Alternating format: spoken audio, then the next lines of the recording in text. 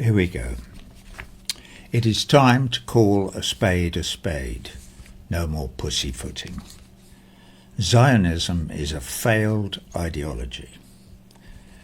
A majority of ordinary people all over the world know that to be true.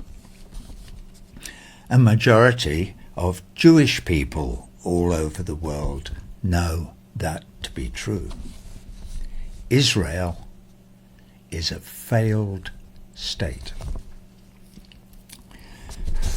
Any state that admits it has to commit genocide to survive has already failed.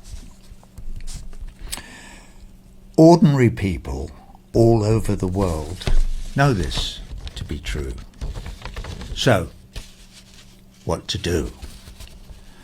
The so-called Trump peace plan is a bad joke.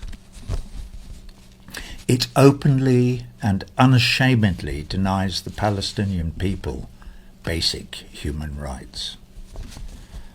So what do you suggest, Roger? What's your peace plan?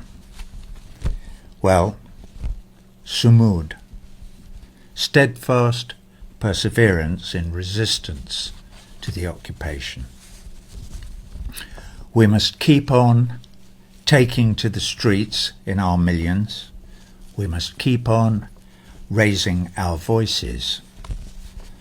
The sound of our choir needs to be so loud it pierces the palace walls. No king should be allowed to sit smiling on a throne soaked in the blood of our children. Yes, I'm talking about you, Mohammed bin Salman. I'm talking about you, Sisi, in Egypt. I'm talking about the Qatari and Jordanian royal families. I'm talking about the rulers of the Arab Emirates. I'm talking about everyone except our noble brothers and sisters, the Houthis in Yemen. Our final goal must be to turn back the clock 100 years to before the stain of Zionism blackened the land. We work towards a free, democratic Palestine from Lebanon in the north to Egypt in the south and from the River Jordan to the sea. And what becomes of Netanyahu and Ben-Gvir and Smotrich and Trump and Starmer and Witkoff and Hegseth and Rubio and the rest of them? Well, that's for history to decide. Obviously, they deserve equal human rights, just like the rest of us. But their fate will lie in the hands of international law. We shall see. But that is the future. Will it ever be achieved? I hope so. Unfortunately, I don't have my crystal ball here with me today. What I do know is it won't happen overnight. We need to be realistic. We need a realistic first step.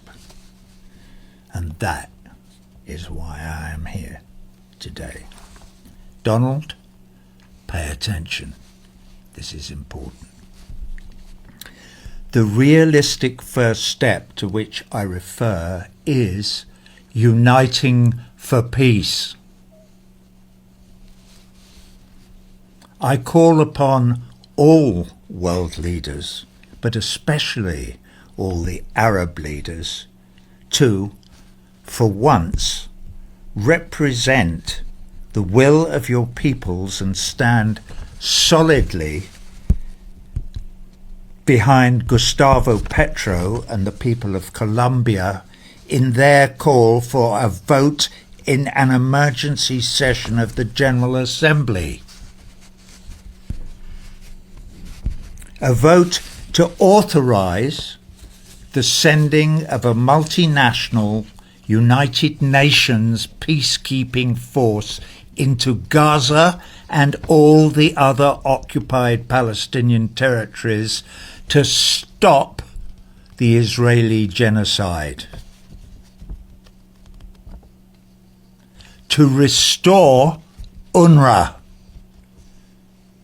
in its great work of provision and aid to those beleaguered people, and to remove the illegal Israeli army of occupation.